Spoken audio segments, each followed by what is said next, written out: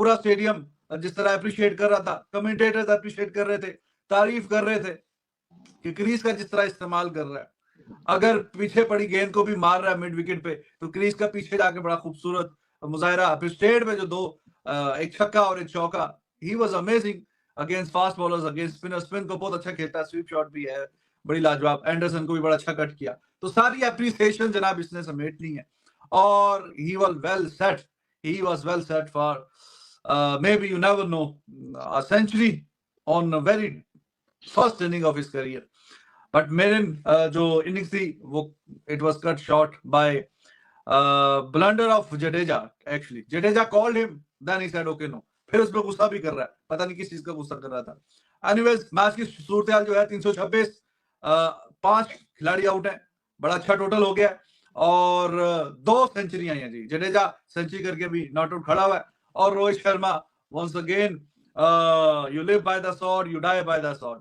तो short ball का जो एक उन्होंने तरीकाकार और जो टैक्टिक्स अपनाए थे, उसी पे ही फिर at the end of the day out भी हुआ रोहित शर्मा, लेकिन 131 रन करने के बाद डेब्यू शेब्यू हुए। सबसे ज्यादा इंप्रेसिव ये बंदा लगा। अच्छा यार, 2 चीजें यार रिजवान साहब, कुछ लोग कह रहे हैं जी राजकोट की फटा विकेट पे रोहित ने 100 ना करता, जडेजा ना करता तो कौन करता? तो भाईजान गिल, जायसवाल, रजत पाटीदार, वो क्या वो अपना गाबा में खेल रहे थे ब्रिस्बेन में, या वो साउथ अफ्रीका में केप टाउन में खेल रहे थे, जोहान्सबर्ग में, या कोई वो किसी मूविंग फास्ट ट्रैक में खेल रहे थे? कम ऑन यार, कभी कभी अप्रिशिएट भी किया करें। इतनी शानदार 33 पे 3 से आपकी नैया डूब गई थी, उस नैया को ना सिर्फ पार लगाया बल्कि था दैया, और न्यूजीलैंड इंग्लैंड वाज लिटरली रैटेड, गालियां दे रहे थे। जब रन आउट हुआ तो बेन स्टोक्स आसमान पे लग गया। तो यार रिजवान साहब, एक सवाल है, वो सवाल ये है मेरा अपना बाइकॉट साहब से, 84 इयर्स की एज में वो पहले टेस्ट के बाद Rohit pass is peak, India is in no way, can come closer, Rohit खत्म, फारक टाटा बाय बाय। तो आप बताएं, Rohit tata bye bye, India tata bye bye. देखिए, it's too early, it's not easy to break into Indian batting side. Test में आज जब cap मिली है, वो एक जुरेल को कैप दी है दिनेश कार्तिक ने, और सरफराज को कैप दी है कुंबले ने, ठीक है। तो वो DK was saying to Jurel कि टेस्ट साइड में आना इट्स नॉट इजी, कि पिछले 10 सालों में कोई 60-65 लोगों को T20 की इंडिया की कैप मिली है, कोई 50 के करीब लोगों को ओडीआई की कैप मिली है, लेकिन तकरीबन 30 लोगों को ही टेस्ट की कैप मिली है, ऑलमोस्ट आधा फर्क है। तो it's not easy to get test cap.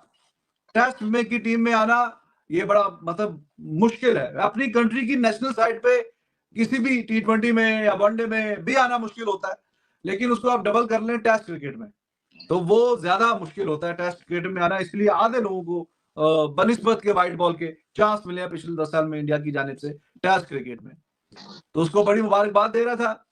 और it's not easy to break in. अब ये सरफराज कितने अरसे से कोशिश में लगा हुआ है, रन पे रन कर रहा है, अभी जाके मौका लगा। वो मौका भी कैसे लगा है, इसके बावजूद कि आपने 2 अपने सीनियर प्लेयर्स को कहा कि जी डायरेक्टली नहीं कहा, लेकिन ड्रॉप करके बता दिया कि we are looking into the future, Pujara को और रेहाने को। उसके बावजूद भी उस टीम में या उस स्क्वाड में सरफराज की जगह नहीं बनी।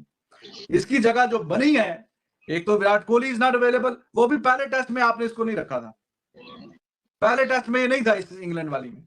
केएल राहुल इंजर्ड हुआ है, तो फिर जाके इसकी कहीं ना कहीं कोई बारी आई है कि यार चलो इसको डाल लो, और पहले मैच में नहीं था, दूसरे में डाला था केएल राहुल की इंजरी की वजह से, और अभी ये मौजूद है तीसरे में भी। केएल राहुल अगर खेलता तो आई एम सर्टन कि सरफराज ना होता, फिर भी आज ना खेलता तो फिर भी इसको बारी ना मिलती, तो फिर आगे पता नहीं कब मिलती। तो केएल राहुल के इंजर्ड होने की वजह से पिछले मैच में स्क्वाड में आया और इस मैच में इसको मौका मिला। तो रजत पाटीदार को मौका दिया उन्होंने पिछले मैच में, हालांकि जो इसकी परफॉर्मेंस थी इसका हक पहले बनता था, और हमने ये बात उठाई भी थी कि आप 45 की एवरेज वाले को पहले डेब्यू करवाओगे या 70 की एवरेज वाले को डेब्यू करवाओगे, पर इनिंग्स 25 रन का फर्क है, कहाँ 45 कहाँ 70। यार मैं एक मिनट उसको 50-55 भी हो तो फर्क नहीं पड़ता, 50-55 कहाँ 45 कहाँ पे 70, अब ये तो कोई बात नहीं है कि जी वो चूंकि पहले मैच के साथ स्क्वाड में था रजत पाटीदार, तो ये दूसरे मैच में ही आया स्क्वाड में, तो जो पहले से मौजूद था तो हमने पहले उसको डेब्यू करवा देना। ये मतलब कोई लंगर की या प्रसाद की लाइन तो नहीं लगी हुई कि जो पहले लाइन में लगा हुआ है उससे पहले लंगर मिल जाएगा।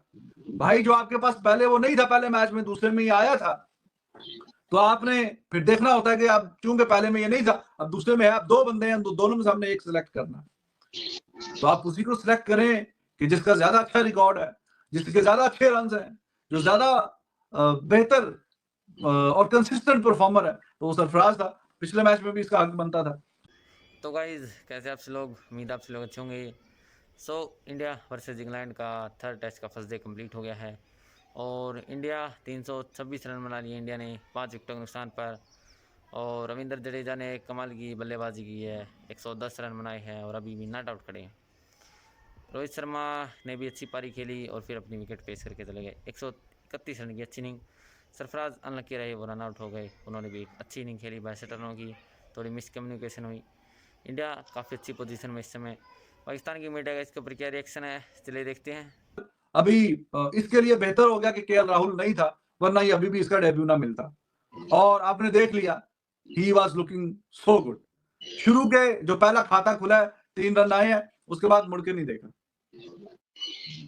अभी आप तमाम दोस्त तारीफ कर रहे हैं, दुनिया तारीफ कर रही है, तो इसका मतलब है कि जब भी आज वो न्यूजीलैंड और साउथ अफ्रीका वाला मैच आपने देखा, वो डेविड बेडिंगम उसका भी 100 आया। अब डोमेस्टिक में वो भी ठीक ठाक परफॉर्म किया हुआ उसने, तो जो डोमेस्टिक के अच्छे परफॉर्मर को आप चांस देंगे वो अच्छा ही करेंगे आपकी टीम के लिए। तो अब ये डोमेस्टिक में रूल कर रहा है पिछले काफी अरसे से, तो आपने मौका दिया है तो रिजल्ट आपके सामने, he is amazing. I hope के आगे भी इसी तरह परफॉर्म करता रहे। भाई झलक नजर आ जाती है 15-20 मिनट आधा घंटा देख के, तो कॉन्फिडेंस जो है वो इसमें मतलब कूट कूट के भरा हुआ। स्पिन बॉलर्स पे भी बड़ा कंफर्टेबल नजर आया है और इन इंग्लैंड के स्पिनर्स को ऐसे ही खेला है जैसे कि हम एक्सपेक्ट कर रहे थे बाकी तमाम से कि वो भी ऐसे ही खेलेंगे। 1 मैच और 2 मैच और 3 मैच खेले हुए स्पिनर्स को इंडिया के जो बैट्समैन है, we were expecting them to play against them like Sarfaraz has played today, but unfortunately ऐसा हुआ नहीं है। इंडिया के स्पिनर्स को भी ओवरशैडो किया है इंग्लैंड के स्पिनर्स ने अभी तक इस सीरीज में, बिफोर दिस मैच। तो शुरू में आके कोई 2-4 गेंदों का जरा टाइम लिया, क्योंकि पहला एक रन होता है जो कि इंटरनेशनल क्रिकेट में आपका, तो वो हल्की सी मिसफील्ड हुई, उस पर भाग के 2-3 रन बनाए। एंडरसन के ऊपर 3 रन लिए, तो चलो उसके अब्बा जान और सारे मतलब ताली हमारी, पहला रन जो है मतलब खाता खुलना चाहिए ना, वरना तो शुभम गिल जैसे अंडे पे आउट हुआ है तो हो सकता है अंडे पे भी कोई आउट हो जाए। तो 0 टूटा, खाता खुला, तो अप्रिसिएशन हुई है। वो जो हल्के फुल्के थोड़े से नर्व से सेटल डाउन हुए, उसके बाद मुड़ के नहीं देखा। मतलब स्वीप पे चौके और स्टेट पे छक्का, फिर ऑफ साइड पे भी गैप निकाले, फास्ट बॉलर्स को भी मजे से खेला, सिंगल भी बड़ी सॉफ्ट टच के साथ और सॉफ्ट हैंड के साथ सिंगल्स भी निकाली। He was amazing. बेशक 62 किया उसने, लेकिन उसने बताया कि भाई मैं डोमेस्टिक में जो इतना अर्सा इतने रन करता रहा हूं, तो मैं तुक्के में नहीं करता रहा, तो मुझे इसको टेक्निकली जितनी बात बार बार हो रही थी, इसको पहले ही टीम इंडिया में 1-2 साल पहले ही आ जाना चाहिए था। लेकिन चलो अब जैसे तैसे भी मौका मिला है तो अब आ गया। होपफुली कि इस परफॉर्मेंस को कंटिन्यू करे। मेरी बड़ी ख्वाहिश थी कि जिस तरह से ये खेल रहा था, जिस तरह उसकी फैमिली भी मौजूद थी और कमेंटेटर्स भी तारीफ कर रहे थे और जो टैलेंट है वो नजर भी आ जाता है देखते हुए, तो सारी बातों का इम्तिजाज कि अगर ये भी 3 फिगर में पहुंच जाता, लेकिन उसकी किस्मत में नहीं था, उसने अपनी कोई गलती की वजह से आउट नहीं हुआ। वो अपने सीनियर बैट्समैन को जो कि 90s में फंसा हुआ था बुरे तरीके से, पूरे 1-1.5 घंटे में वो 90 से नहीं निकल रहा था, उसको वो 90 से आजाद करवाने के चक्कर में अपनी विकेट गंवा दी। बिल्कुल कॉल उसकी थी, जडेजा की कॉल थी, उस पर भागा और फिर जब 5-7 कदम बाहर आ गया, फिर उसने ऐसे इशारा किया, नहीं, it was too late by then. एक ही तरीका था कि वो डायरेक्ट हिट जो है वो डायरेक्ट ना होती वो मिस कर जाती, तो फिर एक यही तरीका था बचने का, लेकिन वो भी जनाब खान के बच्चे ने बिल्कुल निशाना, लगता है गुलेल खेलता रहा, वो बंटे खेलता रहा, तो वुड ने जनाब बिल्कुल निशाना वुड को मिस नहीं किया वुड को। लेकिन वो जब तक वो गेंद लगी है वुड को, तब तक ये अपने बेतहाशा फैंस बना चुका था। अपनी वो आधे पौने घंटे 40-45 मिनट जो भी 50 मिनट बैटिंग की है, तो उसमें इसने बता दिया कि भाई दमखम है बंदे में और इसके लिए जो बात हो रही है वो ठीक ही हो रही है। और अभी तक जितने ये इस सीरीज में डेब्यू शेब्यू हुए, सबसे ज्यादा इंप्रेसिव ये बंदा लगा। तो गाइज जैसा कि आप सभी ने देखा पाकिस्तान की मीडिया का रिएक्शन, इंडिया ने आज काफ़ी अच्छी बल्लेबाजी की और 326 रन इंडिया ने बना लिए हैं 5 विकेट नुकसान पर। और रविंद्र जडेजा अभी भी नॉट आउट खड़े हैं 110 रनों पर और कमाल की पारी खेली उन्होंने, स्टेबल पारी खेली है, ज़्यादा तेज़ नहीं गए हैं। दूसरी तरफ कुलदीप यादव खड़े हैं 1 रन पे, नाइट वॉचमैन आए हैं जब सरफराज रन आउट हो गए। और सरफराज अनलकी रहे, काफ़ी बेहतरीन इनिंग खेल रहे थे, 95 प्लस के स्ट्राइक रेट से चल रहे थे और 62 रन बना लिए थे, तो वो तो अनलकी रहे। और जो रोहित शर्मा है वो तो अपना विकेट जो है पेश कर देते सीधा ही, अच्छी इनिंग खेल रहे थे, 131 रन पर खड़े थे और पता नहीं क्या हुआ कि उन्हें लगा कि काफ़ी ज़्यादा छोटी गेंद है और पुल मारने के लिए चले गए, वहाँ पे कैच दे दी उन्होंने।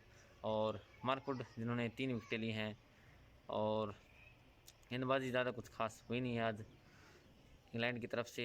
3 विकेटें हालांकि उसने ली हैं, एक वुड ने और एक हार्टली ने ली है, एक रन आउट हुआ है। तो बैटिंग आज कमाल की हुई है, इंडिया ने कमाल की बैटिंग की है, रोहित शर्मा की सेंचुरी, फिर रविंद्र जडेजा की सेंचुरी, तो आज तो 2-2 सेंचुरी आ गई। रविंद्र जडेजा अभी भी नॉट आउट खड़े हैं, चौथी सेंचुरी है अपने टेस्ट करियर की और उम्मीद कर रहे हैं कि ये सेंचुरी को आगे भी बढ़ा के ले जाएं और टीम को यहाँ से 450 तो मनाने ही चाहिए आसानी से। इससे कम में तो मुझे लगता है 450 तो होने ही चाहिए क्योंकि अभी बैटिंग बाकी है। तो देखते क्या होता है। फिलहाल के लिए इस वीडियो में इतना ही, मिलते हैं नेक्स्ट वीडियो में, तब तक के लिए बाय बाय।